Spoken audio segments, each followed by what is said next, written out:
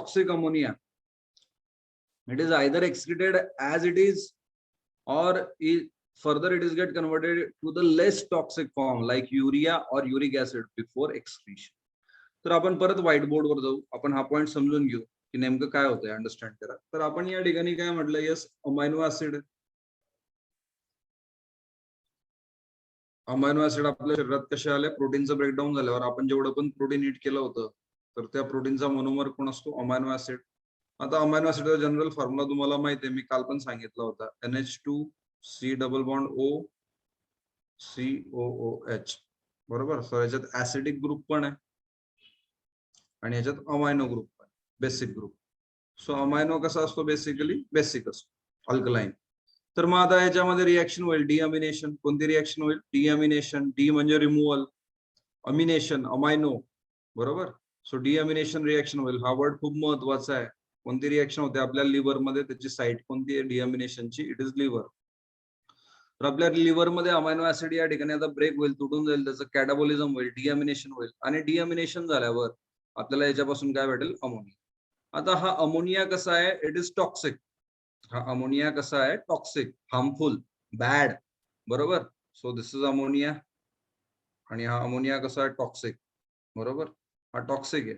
मग या अमोनियाला आपल्याला रिमूव्ह करावं लागेल आपल्या बॉडीमधून. आपल्या बॉडीमधून कसं रिमूव्ह करायचं याला, तर दोन वे, बरोबर. ऑर्गॅनिझम्स मध्ये, आपण म्हणण्यापेक्षा ऑर्गॅनिझम्स मध्ये, एक ऍज इट इज अमोनियाला बाहेर फेकून द्या. पण अमोनियाला जर बाहेर फेकायचं आहे आपल्याला तर खूप जास्त पाणी लागेल, बरोबर. Water requirement is very more. आणि त्याच्यामुळे असे जे अॅनिमल आहेत जे पाण्यामध्ये राहतात, so they can remove ammonia as it is. So ammonia is get dissolve into the water and then it is get removed from the body, बरोबर, as it is, है ना. अमोनियाच्या फॉर्म मध्ये, as it is अमोनियाच्या form मध्ये त्याला remove केलं जाईल काय ऑर्गॅनिझम मध्ये जे पाण्यात राहतात. पण जे जमिनीवर राहतात, जे हवेत राहतात, मग त्यांच्याकडे एवढं पाणी नाहीये, मग ते काय करतात, they convert into less toxic form, बरोबर. ते त्यांना या ठिकाणी कन्वर्ट करतात लेस टॉक्सिक फॉर्म मध्ये, कमी टॉक्सिक फॉर्म मध्ये. आणि मग त्यांना कमी पाणी लागेल आणि ते कमी पाणीद्वारे त्या ठिकाणी त्यांना रिमूव्ह करतील. मग लेस टॉक्सिक फॉर्म कोणते, लाईक युरिया, अमोनियाला कन्वर्ट केला जाईल युरियामध्ये, किंवा मग युरिक ऍसिड मध्ये. सो जे टेरेस्ट्रियल अॅनिमल आहे जनरली ते काय करतात, युरियामध्ये कन्वर्ट करतात. आपण ते बघू पुढे सगळं कसं कन्वर्शन होतं. अम्नोटेलिझम म्हणजे काय, युरिओटेलिझम म्हणजे काय, युरिकोटेलिझम म्हणजे काय. आणि उद्यापासून आपण काय करू, आता एमसीक्यू सॉल्व्ह करायला स्टार्ट करू, है ना. मी फक्त काल तुमचा एक इंट्रोडक्टरी पार्ट घेतलाय आणि आज आपण आता या ठिकाणी थोडं पुढे डिस्कशन करतो, इंट्रोडक्शन, बरोबर. पहिला पॉईंट पण तुमचा अजून कम्प्लीट नाहीये, ठीक आहे. पहिला पॉईंट कम्प्लीट होऊ द्या. पहिला पॉईंट कम्प्लीट झाल्यावर आपण काय करणार आहे की रोजचे एमसीक्यू सॉल्व्ह करणार आहे. पहिला पॉईंट थोडा भरपूर मोठा आहे, हरकत नाही. तो 2-3 दिवस थोडस तुम्हाला विदाउट एमसीक्यू जावं लागेल आपलं, जोपर्यंत शिकून होत नाही तोपर्यंत. आणि मग आपण एमसीक्यू सॉल्व्ह करू. आणि एमसीक्यू सॉल्व्ह झाल्यावर, बरोबर, रोज 2 प्रकारचे एमसीक्यू असतील, एक डीपीएस डेली प्रॅक्टिस शीट आणि दुसरी कहोत, बरोबर, दुसरी कहोत. तर त्याच्यावर आपण या ठिकाणी रोज एमसीक्यू सॉल्व्ह करणार है ना. तर अंडरस्टँड करा. सो आपण या ठिकाणी म्हणतोय की जो अमोनिया तयार होतोय, तो अमोनिया आपण या ठिकाणी काय करतोय, रिमूव्ह करतोय. कोणत्या फॉर्म मध्ये, ऍज इट इज, किंवा मग त्याला कन्वर्ट करतो आपण लेस टॉक्सिक सबस्टन्स मध्ये, लाईक युरिया आणि uric acid, and then we are going to remove. आणि मग आपण त्याला काय करू, या ठिकाणी लेस टॉक्सिक सबस्टन्स मध्ये कन्वर्ट करून त्याला रिमूव्ह करू. एक मिनिट, मी तुम्हाला म्यूट वर टाकतो.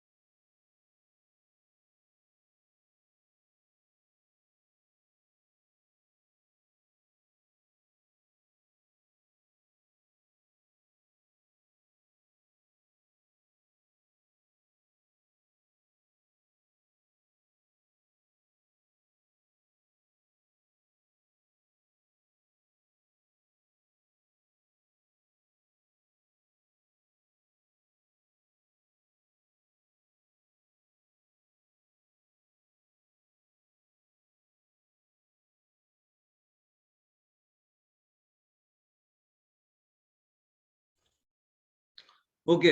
सो थोडं 2 मिनिट तुम्हाला म्यूट केलं होतं मी. या कम टू द पॉइंट, आपल्या पॉइंट वर या.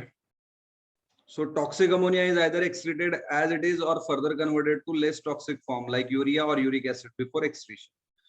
तर आता हा जो अमोनिया आहे खूप टॉक्सिक आहे आणि मग तो ऍज इट इज रिमूव्ह होईल काही अॅनिमल्स मध्ये किंवा मग ज्यांच्याकडे पाणी कमी आहे त्याला कन्वर्ट करतील युरियामध्ये किंवा युरिक ऍसिड मध्ये आणि मग त्याला एक्सट्रीट करतील. There is no clear correlation between the phylogenetic relationship of an organism and their major excretory product, but its habitat has. So हा काल क्वेश्चन तुम्हाला विचारला होता मी की इव्होल्युशनचं आणि एक्सट्रीशनचं काही रिलेशनशिप आहे, तर क्लिअर कट रिलेशनशिप नाही. फायलोजेनी हा जर टर्म आला आता बऱ्याच वेळेस तुम्हाला येईल, इनफॅक्ट 12वीला तुम्हाला एक चॅप्टर इव्होल्युशन, तर फायलोजेनी हा जर शब्द आला ना त्याचा मिनिंग काय असतो, इव्होल्युशन.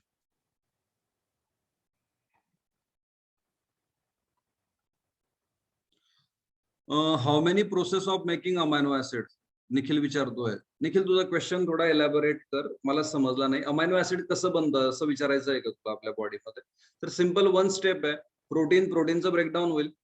आपण जे ईट करतो आपल्या फूडमध्ये जे प्रोटीन आहे त्याचं कॅटाबॉलिझम होईल है ना, आणि मग त्याच्यापासून आपल्याला काय भेटेल या ठिकाणी अमायनो ऍसिड. आता हे कसं तयार होतं तर पण आपल्याला एक चॅप्टर आहे डायजेशन, त्या डायजेशन चॅप्टर मध्ये आपल्याला क्लिअर होईल, बरोबर, how the amino acid will get produce. पण इथे आपण डायजेशन नाही बघत आहे, इथे आपण काय बघतोय की हा जो अमायनो ऍसिड तयार झालाय याचं फर्दर ब्रेकडाऊन होईल अमोनियामध्ये आणि इट विल गेट रिमूव्ह. आता हा कसा रिमूव्ह होईल ते आपण बघू, पण मीन वाईल तुम्ही जम्प नका करू, एक एक सेंटेन्स एक एक स्टेप समजून घ्या. आधी एक्सक्रीशन वर कॉन्सन्ट्रेट करा, बरोबर. सो आता आपण या ठिकाणी बघतोय की इव्होल्युशन सोबत तर क्लिअर कट रिलेशन नाहीये. क्लिअर कट रिलेशन कशा सोबत आहे, हॅबिटट, बरोबर. हॅबिटट म्हणजे मी तुम्हाला काल मिनिंग सांगितलं होता, कोण सांगेल, कोणाला आठवतंय what is mean by habitat? Can anybody tell me the meaning? Habitat या शब्दाचा मिनिंग काय? हॅबिटट म्हणजे राहण्याचे ठिकाण, बरोबर, राहण्याचे ठिकाण, home, living place. Very good Vishal, very good Nikita, है ना, अप्रिशिएट. तुमचा आन्सर खरंच या ठिकाणी क्लिअर आहे, बरोबर. Dwelling place, living place, so that is the meaning, बरोबर, हॅबिटट. तर हॅबिटट सोबत रिलेशन आहे. हॅबिटट सोबत काय रिलेशन आहे? जर अक्वॅटिक अॅनिमल असतील आणि लहान असतील ते, बरोबर, जर लहान अॅनिमल आणि अक्वॅटिक अॅनिमल आहे तर ते काय रिमूव्ह करतील, they are going to remove ammonia as it is ammonia remove करून टाकतील. काल आपण एक एक्झाम्पल पण बघितलं होतं टॅडपोलचं. टॅडपोल म्हणजे फ्रॉकचे बच्चे, फ्रॉकचे लार्वा स्टेज. तर हे काय रिमूव्ह करतील, अमोनिया, कारण पाण्यात राहतात आणि लहान आहेत. आणि मग जर मोठे अॅनिमल आहेत किंवा टेरेस्ट्रियल आहेत तर ते काय रिमूव्ह करतील, they are going to remove urea. आणि मग जर हवेत उडणारे पक्षी आहेत, एव्हज आहेत, बर्ड्स आहेत, तर ते बर्ड्स काय रिमूव्ह करतील, युरिक ऍसिड, बरोबर. So they are going to, here we can say remove uric acid, exactly, बरोबर. Some terrestrial turtles excrete uric acid whereas other excrete urea or ammonia. So mostly terrestrial animal urea excrete करतात. काही exceptions पण असतात. For example, turtle is going to terrestrial and then it is going to excrete the uric acid. ते exception. Animal can be broadly classified into 3 types based on the nitrogen waste they produce. तर कोणता nitrogenous waste ते बनवतात त्याच्यावर आपण animalsला 3 category मध्ये divide. कोणत्या कोणत्या 3 कॅटेगरी आहेत त्या? अमनोटलिक अॅनिमल, युरिओटलिक अॅनिमल आणि uricotelic animal. So ammonia is the basic product of deamination process.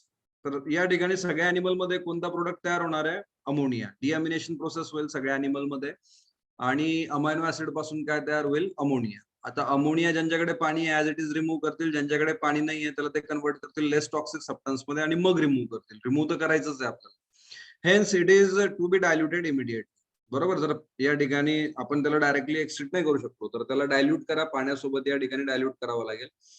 If there is no or limited access to water, need for conservation of ammonia becomes necessary, बरोबर. जर या ठिकाणी limited access असेल किंवा वॉटरसाठी access नसेल किंवा म्हणजे अक्वॅटिक अॅनिमल नाहीये, ते जमिनीवर राहतात किंवा हवेत राहतात, तर मग ते त्यांना कन्वर्ट करतात, बरोबर. कारण अमोनिया तर आपण स्टोअर करू शकत नाही. का स्टोअर करू शकत नाही? कारण इट इज टॉक्सिक, मग त्याला बाहेर फेकावं लागेल. पाणी नाहीये तर मग त्याला कन्वर्ट करावं लागेल युरियामध्ये किंवा युरिक ऍसिड.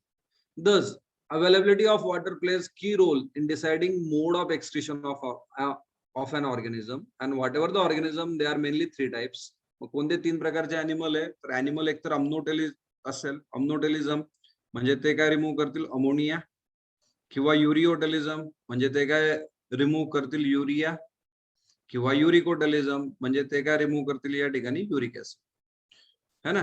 सो ज्यांच्याकडे भरपूर पाणी आहे ते ammonia as it is remove करून टाकतील, ज्यांच्याकडे पाणी कमी आहे ते अमोनियाला कन्वर्ट करतील युरियाला आणि मग त्याला रिमूव्ह करतील, आणि ज्यांच्याकडे अजून कमी पाणी आहे तर ते अमोनियाला कन्वर्ट करतील युरिया, युरियाला कन्वर्ट करतील युरिक ऍसिड मध्ये, and then it will get removed, then it will get eliminate, then it will get excreted. So कोणता प्रोडक्ट एक्सक्रीट केला जाईल त्याच्यावर 3 कॅटेगरी पडतात अॅनिमल्सच्या. कोणत्या कोणत्या 3 कॅटेगरी आहे? अम्नोटेलिझम, युरिओटेलिझम आणि युरिकोटेलिझम. अम्नोटेलिझम म्हणजे कोण एक्सक्रीट होईल? अमोनिया. युरिओटेलिझम म्हणजे कोण एक्सक्रीट होईल? युरिया. आणि युरिकोटेलिझम म्हणजे कोण एक्सक्रीट केला जाईल? Uric acid. समजतं इथपर्यंत? इथपर्यंत क्लिअर होत आहे? बरोबर. आता तुम्हाला विचारलं थिंक अबाउट इट. बरोबर, या ठिकाणी थिंक अबाउट इट म्हटलं, याचा आन्सर तुम्हाला पुढे भेटेल. एंडोथर्म. एंडोथर्म म्हणजे आपण काय म्हणतो? असे अॅनिमल्स, बरोबर है ना, ज्यांच्यामध्ये बरोबर की जी एनर्जी तयार होते, जी हीट एनर्जी तयार होते, बरोबर, so that is get excreted in outside the body. म्हणजे पायोकिलोथर्म म्हणजे कोल्ड ब्लडेड अॅनिमल. सो एंडोथर्मचा मिनिंग या ठिकाणी आपण काय म्हणतोय? Cold blooded animal. They consume more food in order to meet energy requirement. Also carnivores. Carnivores जे म्हणजे मांसाहारी, बरोबर. सो त्यांचा जो डाएट आहे, it contain more proteins than herbivores. Does it affect excretion of nitrogenous waste? तर obviously त्यांचं या ठिकाणी एक्सक्रीशन अफेक्ट होईल का? याचा आन्सर काय येणार आहे? यस, त्यांचं एक्सक्रीशन पण अफेक्ट होईल, कारण एक्सक्रीशन कशावर डिपेंड करतं? फूडवर. सो जे हार्बिओर्स आहे, हार्बिओर्स म्हणजे शाकाहारी, शाकाहारीपेक्षा कार्निवर्स त्यांच्याकडे काय ते जास्त प्रोटीन इट करतील. जास्त प्रोटीन इट करतील तर त्यांच्यामध्ये या ठिकाणी काय होईल? जास्त अमायनो ऍसिड तयार होईल. जास्त अमायनो ऍसिड तयार होईल तर जास्त अमोनिया तयार होईल, आणि मग तो अमोनिया या ठिकाणी काय करावा लागेल? लवकरात लवकर एक्सक्रीट करावा लागेल. So that is the thing is there. Food काय त्याच्यावर पण डिपेंड करतं एक्सक्रीशन काय. तर आपण बघितलं अॅनिमल्स 3 प्रकारचे एक्सक्रीशन करतात: अम्नोटेलिझम, युरिओटेलिझम आणि युरिकोटेलिझम. सो आता आपण 1 बाय 1 हे तिन्ही टाइप समजून घेऊ. अम्नोटेलिझम म्हणजे काय, युरिओटेलिझम म्हणजे काय, युरिकोटेलिझम. ओके, इथपर्यंत कोणाला काय डाऊट असेल तर you can ask the questions. Don't hesitate to ask the question, है ना, कधी हेजिटेट करायचं नाही. तर आता आपण पहिला पॉईंट बघतोय, अम्नोटेलिझम. काही अॅनिमल्स अम्नोटेलिझम आहे, काही युरिकोटेलिझम आहे, काही युरिओटेलिझम आहे. मग ते कसं डिफरन्शिएट करायचं? So elimination of nitrogenous waste in the form of ammonia is called as what? Ammonotelism. Clear? मग अम्नोटेलिक अॅनिमल कोणाला म्हणायचं? की असे अॅनिमल्स जे काय करतील? नायट्रोजनस वेस्ट एलिमिनेट करतात. कोणत्या फॉर्म मध्ये? अमोनिया फॉर्म मध्ये. सो अमोनिया बनला, डिअमिनेशन झालं त्यांचं लिव्हर मध्ये, अमोनिया बनला. अमोनियाला डायरेक्टली बाहेर फेकतात. ज्या अॅनिमलकडे पाणी भरपूर आहे ते डायरेक्ट बाहेर फेकतील. मग त्यांना आपण या ठिकाणी काय म्हणू? त्या प्रोसेसला it is called as what? Ammonotelism. So what is mean by ammonotelism? Ammonotelism म्हणजे elimination of nitrogenous waste in the form of ammonia. जेव्हा अमोनिया रिमूव्ह केला जाईल तेव्हा त्याला आपण काय म्हणतो? अम्नोटेलिझम. समजलं? आता हा अम्नोटेलिझम जो आहे ना, या ठिकाणी अमोनिया तयार होतो. अमोनिया त्यांच्या बॉडीमध्ये तयार होतो. अमोनिया टॉक्सिक आहे ऍज वेल एज या ठिकाणी बेसिक आहे, अल्कलाइन आहे. हा कसा आहे? बेसिक आहे ऍज वेल एज अल्कलाइन. एवढं जर तुम्हाला माहित पाहिजे, है ना, की अमोनिया कसा असतो? अल्कलाइन नेचर मध्ये असतो, बेसिक नेचर मध्ये असतो. आणि तो बेसिक नेचर मध्ये असल्यामुळे तो काय करतो की या ठिकाणी पीएच, बरोबर, पीएच जी बॉडीची आहे, बरोबर, स्केल असते पीएच, दॅट इज 0 to 14, है ना. 7 पेक्षा जास्त असला म्हणजे तो कसा असतो? बेसिक, आणि 7 पेक्षा कमी असला म्हणजे ऍसिडिक. आता या ठिकाणी अमोनिया जास्त झाला म्हणजे बेसिसिटी वाढून जाईल, आणि बेसिसिटी वाढली म्हणजे पीएच स्केल जी आहे बॉडीची ती चेंज होऊन जाईल. आता पीएच जर चेंज झाला तर सगळ्या मेटाबॉलिक रिएक्शन स्टॉप होऊ शकतात, तो अॅनिमल मरू शकतो, आणि त्याच्यामुळे अमोनिया टॉक्सिक आहे. अमोनिया जर बाहेर नाही फेकलं, वाय अमोनिया इज टॉक्सिक? कारण अमोनिया या ठिकाणी त्याचं नेचर कसं आहे? बेसिक आहे. आणि त्याचं नेचर जर बेसिक आहे तर तो इमिडिएटली बाहेर फेकला पाहिजे. आपण जसं तयार होईल तसं त्याला बाहेर फेकून द्या, है ना. दूर हो जाओ, हट जाओ, फेक दो उसको. त्याला जर नाही फेकलं आपण तर काय होईल? आपल्या ब्लडचं पीएच चेंज होऊन जाईल, आणि ब्लडचं पीएच जर बेसिक झालं तर सगळ्या मेटाबॉलिक रिएक्शन स्टॉप होऊन जातील, आणि मेटाबॉलिक रिएक्शन जर स्टॉप झालं तर एनर्जी बनणार नाही. एनर्जी बनली नाही तर आपण मरून जाऊ, है ना. तर तो अक्युम्युलेट आपण होऊ देत नाही, त्याला आपण लगेच बाहेर फेकतो. Slightly increase in pH will disturb all enzyme कॅटलाइज reaction in body and would also make the plasma membrane unstable. जर पीएच मध्ये चेंज झाला, बरोबर, बेसिक झाल्यामुळे पीएच मध्ये चेंज होतो, आणि त्याच्यामुळे या ठिकाणी एन्झाइम कॅटलाइज रिएक्शन ज्या आहेत त्या बॉडीमध्ये त्या स्टॉप होऊन जातील, डिस्टर्ब होऊन जातील, है ना. त्या काम करू शकणार नाही एन्झाइम्स, बरोबर, जर पीएच चेंज झाला तर. आणि त्याच्यामुळे आपण या ठिकाणी काय करतो की आपली प्लाझ्मा मेम्ब्रेन पण अनस्टेबल होऊन जाईल. असे भरपूर प्रॉब्लेम होतील, बरोबर. पीएच चेंज झाल्यामुळे काय प्रॉब्लेम होतो? सगळे एन्झाइम्स अनस्टेबल होऊन जातील. Problem number 1. दुसरा प्रॉब्लेम काय? या ठिकाणी प्लाझ्मा मेम्ब्रेन अनस्टेबल होतं. 1 मिनिट, मी परत म्यूट वर टाकतो.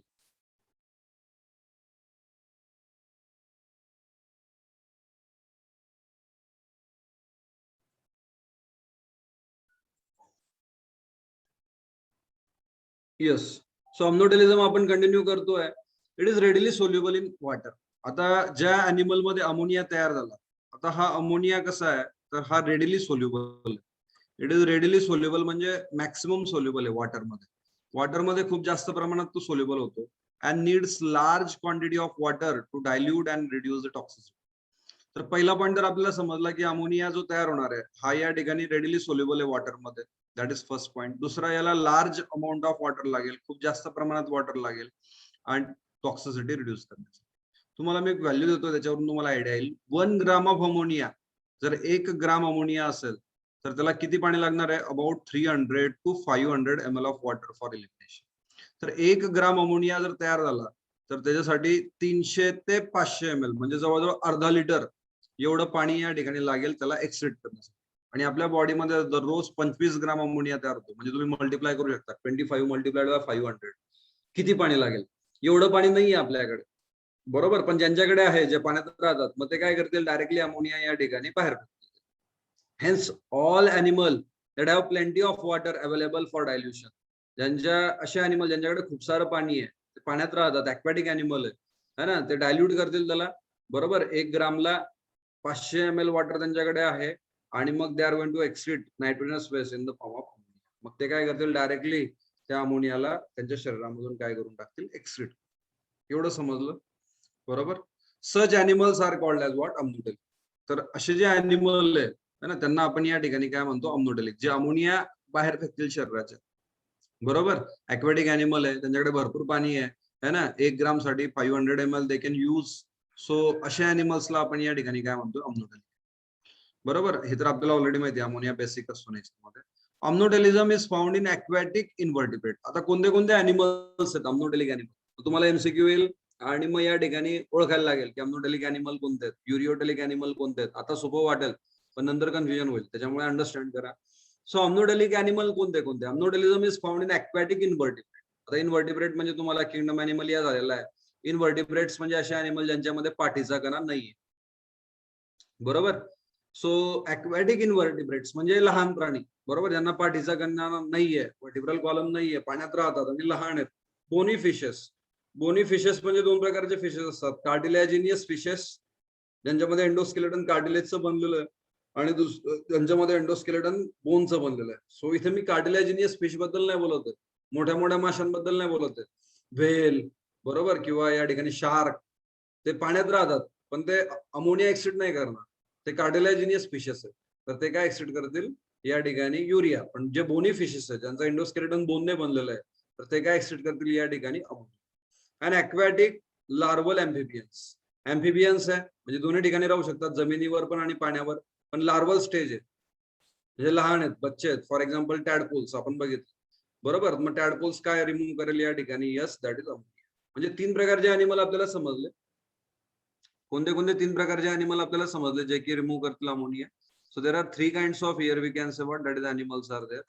पहिली कॅटेगरी आपण बघितली, फर्स्ट कॅटेगरी कोणती होती, एक तर यस ॲक्वॅटिक इन्व्हर्टिब्रेट्स. हे पाठ करा, ॲक्वॅटिक इन्व्हर्टिब्रेट्स म्हणजे जे लहान लहान अॅनिमल आहेत, पाण्यामध्ये राहतात. दुसरं आपण काय बघितली category, yes another category aquatic invertebrates. नंतर आपण या ठिकाणी बघितलं बोनी फिशेस. फिशेस 2 प्रकारचे असतात, कार्टिलॅजिनियस आणि बोनी. बोनी फिशेस, बरोबर, रोहू, कटला, मृगला, त्याचे एक्झाम्पल झाले. आणि तिसरी कॅटेगरी आपण या ठिकाणी काय म्हटली, लार्वल अँफिबियन्स. तर हे सगळे या ठिकाणी काय एक्सिट करतील, all this animals they are going to exit here we can say what, ammonia. आणि म्हणून त्यांना आपण या ठिकाणी कोणते अॅनिमल म्हणायचं, अम्नोडेलिक म्हणायचं, युरिओटेलिक म्हणायचं का युरिकोटेलिक म्हणायचं, कोणते अॅनिमल म्हणता येईल यांना आपल्याला, what do you say. So they all are here we can say what, ammonotelic. त्यांना आपण या ठिकाणी काय म्हणू, अम्नोडेलिक अॅनिमल. समजलं एवढं.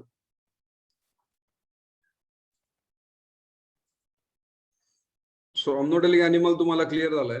अॅनिमल विदाउट एक्सक्रिटरी सिस्टीम, असे जे युनिसेल्युलर अॅनिमल आहे ज्यांच्यामध्ये एक्सक्रिटरी सिस्टीम नाही डेव्हलप झालेली, खूपच स्मॉल आहेत, युनिसेल्युलर आहेत, they are also ammonotelic. For example protozoa. तर ते पण कसे असतात या ठिकाणी, अम्नोडेलिक असतात. फॉर एक्झाम्पल या ठिकाणी आपण बघतोय प्रोटोजोआ, बरोबर. आणि अम्नोडेलिझम आपण संपवलेलं आहे. Ammonotelic animal excrete ammonia through general body surface like skin, like gills और लाईक किडनी, बरोबर. मग जे अम्नोडेलिक अॅनिमल आहे, मग ते आता अमोनिया रिमूव्ह कसं करते, तर एकतर या ठिकाणी युनिसेल्युलर असतील, त्यांच्यामध्ये एक्सक्रिटरी सिस्टीम डेव्हलप झालेली नाहीये, तर मग त्या ठिकाणी मेम्ब्रेन, सेल मेम्ब्रेनद्वारे किंवा मग या ठिकाणी त्यांच्या स्किनद्वारे, किंवा मग ॲक्वॅटिक ॲनिमल आहे तर गिल्सद्वारे, आणि काही काही ॲनिमल्स मध्ये या ठिकाणी इव्हॉल्युशन होऊन किडनी डेव्हलप झालेली असेल, सो किडनीद्वारे सुद्धा ते या ठिकाणी काय करतील, रिमूव्ह करतील अमोनिया. आणि अशा प्रकारे आपण अम्नोडेलिझम संपवलेलं आहे. आता आपण या ठिकाणी काय बघणार आहे, युरिओडेलिझम. सो सेकंड कॅटेगरी आपण बघू आता ॲनिमल्सची युरिओडेलिझम, जे युरिया एक्सेप्ट करतील ते. पण पहिली कॅटेगरी आपण संपवलेली.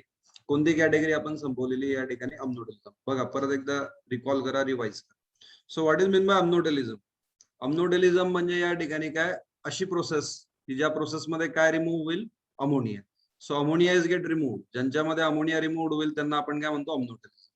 बरोबर, पहिला पॉईंट आपल्याला क्लिअर झाला.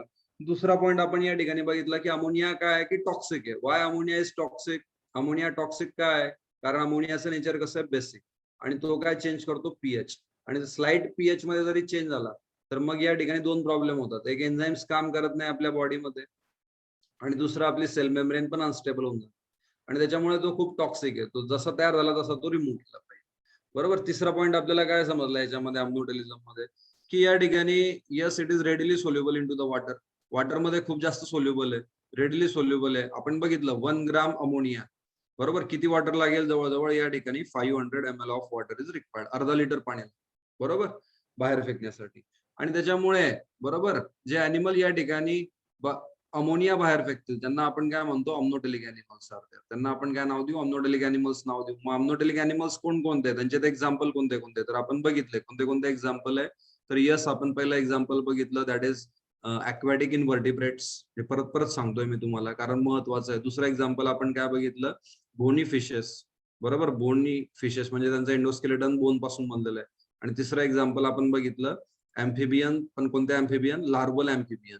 बरोबर, जे बच्चे आहेत है ना, ॲम्फिबियनचे बच्चे आहेत, टॅडपोल्स, तर ते सगळे काय एक्सेप्ट करतील, अमोनिया. एवढंच नाही तर ज्यांच्यामध्ये एक्सक्रिटरी सिस्टीम नाहीये, लाईक प्रोटोझोआ, तर ते पण काय एक्सेप्ट करतील, अमोनिया.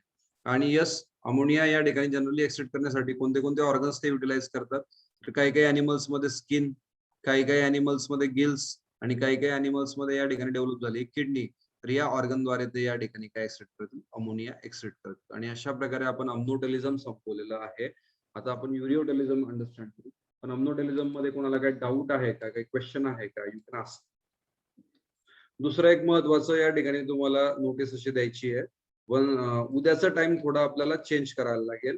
बरोबर, उद्या थोडं संध्याकाळी मला इम्पॉर्टंट काम आहे, त्याच्यामुळे उद्या आपण क्लास जो आहे त्याचा टाइम थोडासा चेंज करू. आपला रोज क्लास असतो 6 ते 7, पण संध्याकाळी थोडं मला काम असल्यामुळे 6 ते 7 न घेता आपण जर उद्या दुपारी 3:30 ते 4:30 क्लास घेतला, तर कोणाचा दुसरा क्लास आहे का त्या टाइमामध्ये 3:30 ते 4:30 मध्ये? Is there any other classes? कारण तुमचे काही केमिस्ट्री फिजिक्सचे क्लास सुरू झाले का, आय डोंट नो. तर या ड्युरेशन मध्ये तुमचा दुसरा क्लास आहे का? Is there any other class? ज्याचा असेल त्यांनी मेसेज, मग आपण टाइम चेंज करू. तर कोणाचाच नाहीये तर मग फक्त उद्याच्या दिवस काय करा, टुमॉरो आपला क्लास या ठिकाणी काय करू, त्याचा टाइम ड्युरेशन आपण जरा चेंज करू. टुमॉरो आपला क्लास या ठिकाणी असेल, that is 3:30 PM to 4:30 PM, दुपारी 3:30 ते 4:30 PM ला आपला उद्या क्लास होईल. एवढं समजलं सगळ्यांना? याच्यामध्ये काही डाऊट आहे कोणाला? काही डाऊट असेल तर विचारा. सो उद्या थोडं दुपारी क्लास होईल, संध्याकाळी तुम्ही फ्री आहे ना, संध्याकाळी तुमचा क्लास होणार नाही. फिजिक्स कधीपासून सुरू होतोय तुमचा? फिजिक्स वगैरे कधीपासून सुरू होतोय? ग्रुप बनला का फिजिक्सचा? कधीपासून? 1 मे पासून सुरू करताय, ठीक आहे, मग काही प्रॉब्लेम नाही. मग उद्याचा क्लास फक्त आपला 3:30 ला असेल, 3:30 ते 4:30. सो अम्नोडेलिझम आपलं समजलं. असे अॅनिमल्स जे अमोनिया एक्सक्रीट करतील त्यांना आपण काय म्हणू, अम्नोडेलिक अॅनिमल म्हणू. अम्नोडेलिक अॅनिमलचे एक्झाम्पल पण आता आपल्याला समजले. आता दुसरी कॅटेगरी आपण बघतोय, that is ureotelism. We are the human beings आणि वी आर द युरिओडेलिझम. बरोबर, सो ह्युमन बिंग्स जे आहेत ते कसे असतात, युरिओडेलिझम म्हणजे ते काय एक्सेप्ट करतील, युरिया. बरोबर, सो आता जमिनीवर राहणारे प्राणी आहेत, टेरेस्ट्रियल प्राणी आहे. हा बोल, काय म्हणतोय Nikhil? Elimination of nitrogenous waste in the form of urea, बरोबर, is called as what, ureotelism. मग आता आपल्याकडे एवढं पाणी नाहीये, बरोबर, की 1 ग्राम है ना. आता या ठिकाणी आपल्या शरीरामध्ये काय होणार आहे, सपोज अमायनो ऍसिड आहे, yes this is amino acid. आता अमायनो ऍसिड मध्ये कोणती रिएक्शन झाली, ए लिहितोय म्हणजे अमायनो ऍसिड. कोणती रिएक्शन झाली, डिअमिनेशन. येस, निखिल विचारतोय जर एक्सट्रिशनला प्रॉब्लेम झाला तर काय डिसऑर्डर होईल. बघा, वेस्ट आहे, आपण वेस्ट बाहेर फेकतो है ना, हे जरुरी आहे. बरोबर, जर आपण बाहेर नाही फेकलं तर वेस्ट आपल्या शरीरामध्ये होईल, ते अक्युमुलेट होईल, आणि जर अक्युमुलेट झालं तर मग आपण जिवंत राहणार नाही निखिल, आपण मरून जाऊ. सो हे महत्वाचं आहे. बरोबर, जर आपण वेस्ट नाही बाहेर फेकला आपल्या शरीराच्या, जे तयार होणार आहे, हा युरिया टॉक्सिक आहे. बरोबर, का बरं टॉक्सिक आहे, कारण तो बेसिसिटी वाढून जातो, आपले एन्झाइम्स काम करणार नाही, आपले सेल मेम्ब्रेन अनस्टेबल होऊन जातील. बरोबर, हा अमोनिया टॉक्सिक, याला बाहेर फेकायलाच लागेल, एक्सट्रिशन करायलाच लागेल. जर आपण याला एक्सट्रिशन नाही केलं तर तो अक्युमुलेट होत जाईल आपल्या बॉडीमध्ये, ब्रेनमध्ये डिपॉझिट होत जाईल. बरोबर, आणि आपलं या ठिकाणी मी सांगितलं तुम्हाला, मी एक मुलगा बघितलाय त्याच्यामध्ये एक्सट्रिशन होत नव्हतं, मग रिनल डायलिसिस करायला लागायचं, त्याने डायलिसिस केलं नाही तर तो कोमामध्ये गेला. बरोबर, तर हे सर्व महत्वाचं आहे आणि स्टेप बाय स्टेप तुम्हाला समजेल. बरोबर, त्याच्यामुळे व्यवस्थित अंडरस्टँड करा लेक्चर्स. तर आपण बघतोय amino acids. So amino acids मध्ये डिअमिनेशन होईल आणि मग काय तयार होईल, अमोनिया. पण मग 1 ग्राम अमोनियासाठी किती वॉटर लागतं बाहेर फेकण्यासाठी? 1 ग्राम जर अमोनिया आहे तर त्याला किती वॉटर लागेल बाहेर फेकायला? Can you reply into the chat box? कोणाला माहिती आहे? तर 1 ग्राम अमोनिया तर किती वॉटर लागेल? Can you reply into the chat box? Yes, it is correct. Prathamesh, appreciate. Vishal, appreciate. Near about 500 ml. Vivek, appreciate. Correct आहे. बरोबर पूर्वा, exactly. तर आपण या ठिकाणी बघतोय 500 ml वॉटर लागेल. बरोबर, मग आता एवढं वॉटर तर आपल्याकडे नाहीये, मग आपण काय करतो की हा जो अमोनिया आहे, 2 मॉलिक्युल अमोनियाचे, तर आपण या ठिकाणी रिॲक्ट करू CO2 सोबत, आणि मग आता ही रिॲक्शन कशी होईल, तर NH2 म्हणजे एक H निघाला इथून, CO म्हणजे एक ऑक्सिजन निघाला इथून, आणि परत NH2 म्हणजे एक या ठिकाणी हायड्रोजन निघाला, प्लस काय भेटेल आपल्याला, वॉटर. मग आता आपण काय केलं, कन्वर्ट केलं, कारण एवढं पाणी आपल्याकडे नाहीये 500 ml 1 ग्राम साठी, कारण आपल्या बॉडीमध्ये जवळजवळ 25 ग्राम अमोनिया तयार होतो रोजचा, डेली. मग ते 25 गुणिले 500 एवढं वॉटर आपल्याकडे नाहीये. मग आपण काय करतो, त्याला एक लिस्ट टॉक्सिक फॉर्म मध्ये या ठिकाणी तयार करतो, that is called as urea. त्याला कन्वर्ट करतो आपण. मग डिअमिनेशन रिएक्शन नंतर आपण त्याला कन्वर्ट करतो युरियामध्ये, आणि मग युरिया तयार झाल्यानंतर 1 ग्राम युरिया बाहेर फेकायला आपल्याला किती वॉटर लागेल? Just 50 ml, 50 ml. सो 10 पट कमी पाणी लागतं. एवढं पाणी आपल्याकडे आहे, एवढं आपण ड्रिंक करतो. बरोबर, डेली. बरोबर, 1 ग्राम साठी है ना. त्याच्यामुळे भरपूर पाणी प्या. उन्हाळ्यामध्ये तुम्हाला पाणी लागणार आहे. का बरं पाणी लागतं आपल्याला? युरिया बाहेर फेकण्यासाठी. We required here we can say water, आणि we are ureotelic. So urea is less toxic. So ammonia खूप जास्त टॉक्सिक होता, युरिया त्याच्यापेक्षा कमी टॉक्सिक आहे, है ना. तर टॉक्सिसिटीचा तुम्हाला मी या ठिकाणी रेशो देतोय.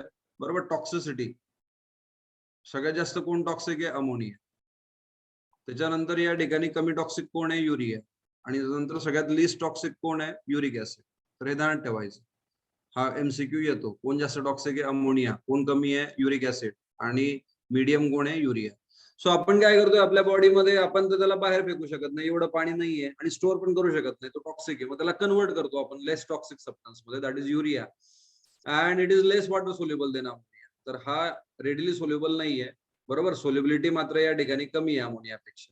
बरोबर, सोल्युबिलिटी साठी पण सेम ऑर्डर आहे. सोल्युबिलिटी या ठिकाणी अमोनियाची सगळ्यात जास्त आहे, नंतर युरियाची सोल्युबिलिटी आहे, आणि मग इनसोल्युबल कोण आहे या ठिकाणी? Uric acid. Uric acid is less soluble in water. Hence it can be concentrated to some extent in body. आणि मग आता कमी टॉक्सिक असल्यामुळे थोड्या वेळासाठी आपण काय करू शकतो, याला आपल्या बॉडीमध्ये स्टोअर करू शकतो. We can concentrated to some extent into the body, and due to this is require less water for elimination. आणि त्याच्यामुळे या ठिकाणी आपल्याला कमी वॉटर लागेल.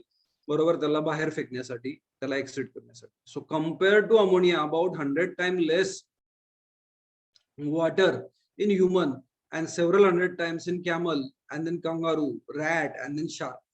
बरोबर, तर आपण या ठिकाणी म्हणतो की आपल्याकडे कमी पाणी आहे, फक्त आपणच असे नाहीये, तर बाकीचे animal, terrestrial animal like kangaroo, like camels, त्यांच्याकडे पण कमी पाणी आहे.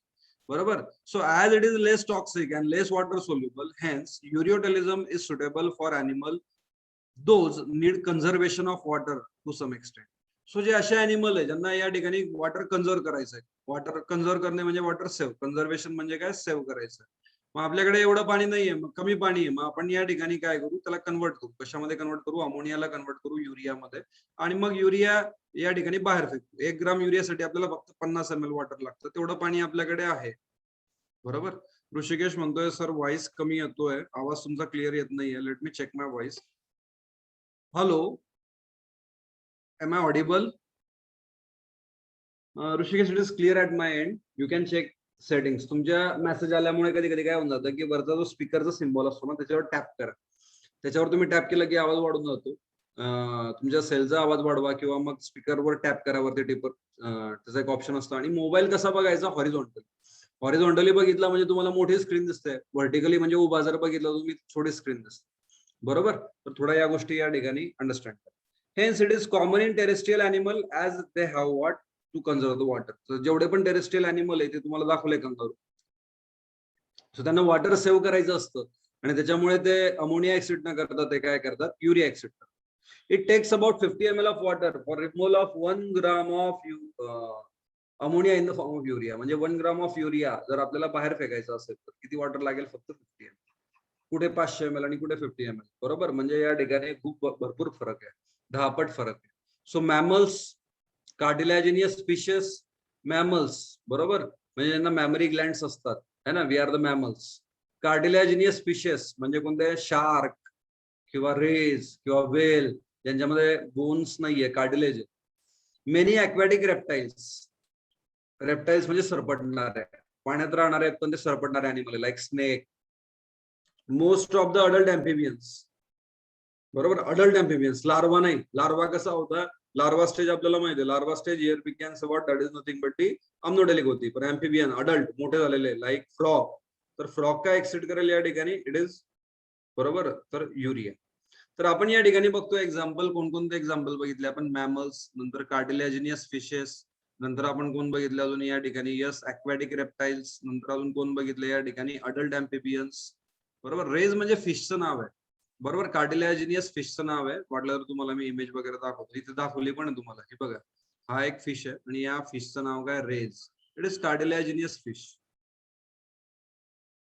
Like whale, like shark. तर हा फिश आहे रेज. बरोबर है ना. इलेक्ट्रिक शॉक पण देतो तो. त्याला हात लागला तर शॉक लागेल. बरोबर. सो व्यवस्थित अंडरस्टँड करा. They convert ammonia to urea in liver by operating ornithine और urea cycle. Kreb and Henseleit cycle पण त्याला म्हणतो 1930. म्हणजे आता या अॅनिमल्स मध्ये काय होईल? एक तर डिअमिनेशन प्रोसेस होईल आणि डिअमिनेशन प्रोसेस झाल्यावर अजून कोणती सायकल होईल? युरिया सायकल होईल. बरोबर. किंवा त्यालाच आपण काय म्हणतो? Ornithine cycle. तर हे दोन नावं ध्यानात ठेवा. बघा परत एकदा मी काय सांगतो तुम्हाला व्हाईट बोर्डवर. So I am talking to here we can say whiteboard है ना. याच्या आधी आपण या ठिकाणी बघितलं होतं की डिअमिनेशन रिएक्शन होईल. स्टेप 1. डिअमिनेशन रिएक्शन मध्ये काय तयार झालं? अमोनिया. नंतर आपण काय म्हटलं की अमोनियाला कशामध्ये कन्वर्ट केलं? युरिया. सो अमोनिया युरियामध्ये कन्वर्ट झाला. याचं नाव काय? याचं नाव आहे ऑर्निथिन सायकल. याला आपण काय म्हणतोय? Ornithine cycle. म्हणजे डिअमिनेशन मध्ये अमोनिया तयार होतो आणि ऑर्निथिन सायकल झालं किंवा त्याच आपण दुसरं नाव काय म्हटलं या ठिकाणी? ऑर्निथिन सायकलचं दुसरं नाव काय सांगितलं या ठिकाणी तुम्हाला मी? It is urea cycle. Rishi, camera on नको करू, लक्ष दे व्यवस्थित. एक तर ऑर्निथिन सायकल आहे, नंतर दुसरं काय या ठिकाणी बघितलं आपण? Urea cycle. याचं अनदर नाव काय आहे? It is urea cycle. किंवा यालाच आपण या ठिकाणी तिसरं नाव दिलं होतं काय? Krebs and Henseleit. So Krebs and Henseleit cycle. बघा, बाहेर शेतात बघून लेक्चर ऐकू नका. बरोबर. घरी बसा व्यवस्थित आणि नोटबुक वगैरे राहू द्या. रनिंग नोट्स तुम्हाला काढायला हरकत नाही. रनिंग नोट्स तुम्ही काढू शकतात. रनिंग नोट्स काढत चला. बरोबर. आणि मग सिरियसली या ठिकाणी अंडरस्टँड करा, कारण आपलं एम खूप मोठं आहे. आपलं एम काय या ठिकाणी? नीट आहे. बरोबर. फक्त बोर्ड नाही आहे तर आपल्याला या ठिकाणी नीट बद्दल बोलायचं आहे. आणि अशा प्रकारे आपण या ठिकाणी युरिओडेलिझम पण या ठिकाणी संपवतोय. बरोबर. सो युरिओडेलिझम मध्ये आपण आतापर्यंत या ठिकाणी काय काय अंडरस्टँड केलं? बरोबर. तेवढं अंडरस्टँड करा. मग आजचं लेक्चर आपण फिनिश करू. बाकीचा पार्ट उद्या बघू. ठीक आहे, काय हरकत नाही ऋषी, पण व्यवस्थित लक्ष द्या. तर आता आपण या ठिकाणी बघतो युरिओडेलिझम. आतापर्यंत काय काय समजून घेतलं आपण युरिओडेलिझम मध्ये? So when we talk about here we can say ureotelism. आता बेसिकली तुम्हाला अंडरस्टँड करायचं आहे युरिओडेलिझम म्हणजे काय? तर एक अशी प्रोसेस आहे ज्याच्यामध्ये काय एक्सिड केलं जाईल? युरिया. सो अमोनिया एक्सिड नाही करणार. हे अॅनिमल्स काय एक्सिड करतील? युरिया. आणि जे युरिया एक्सिड करतात त्या अॅनिमलला आपण काय म्हणतो? युरिकोटलिक. त्या अॅनिमलला आपण काय नाव देऊ? It is called as what? Uricotelic. Uricotelic animal. ठीक आहे. मग आता हा युरिया कसा बनतो आपल्याला माहित आहे. याचा युरियाचा फॉर्म्युला काय? NH double bond O NH NH2. बरोबर. हा फॉर्म्युला आहे युरियाचा. सो 2 अमोनियाचे मॉलिक्यूल कार्बन डायऑक्साईड सोबत कंबाईंड होते. वॉटर बाहेर पडेल आणि काय बनेल? युरिया. बरोबर. आणि ही जी प्रोसेस आहे या प्रोसेसला, युरिया बनण्याच्या प्रोसेसला आपण नाव दिलं होतं. काय नाव दिलं होतं त्याला? आपण म्हटलं होतं ऑर्निथिन सायकल. लिव्हर मध्येच होते, किंवा याला आपण दुसरं एक नाव दिलं होतं युरिया सायकल, आणि किंवा याला आपण अजून एक नाव दिलं होतं क्रेप्स अँड हॅन्सलेट सायकल. म्हणजे 3 नावं आहेत त्याला. आणि नीट साठी ना एवढं ध्यानात ठेवायचं, ज्यांना एकापेक्षा जास्त नावं असतात असे words, they are anatomical, they are important. So triple star I am going to give here we can say what that is triple star. याला मी काय देतोय आता, ट्रिपल स्टार देतोय. हे तिन्ही नाव पाठ करा. ज्याला एकापेक्षा जास्त नाव असतात तर महत्वाचा टॉपिक असतो. बरोबर. आणि यस, आपण या ठिकाणी बघितलं की आता हा जो युरिया तयार झालाय, तर 1 ग्राम युरिया बाहेर फेकण्याला आपल्याला किती वॉटर लागेल, तर आपल्याला या ठिकाणी वॉटर लागतं जस्ट 50 ml. आपण एक्झाम्पल बघितले युरिकोटॅलिक अॅनिमल्स कोणते कोणते आहेत. तर युरिकोटॅलिक अॅनिमल्स मध्ये आपण या ठिकाणी बघितलं की जेवढे पण मॅमल्स आहेत, मोस्ट डेव्हलप अॅनिमल्स, सो सगळे मॅमल्स युरिकोटॅलिक आहे.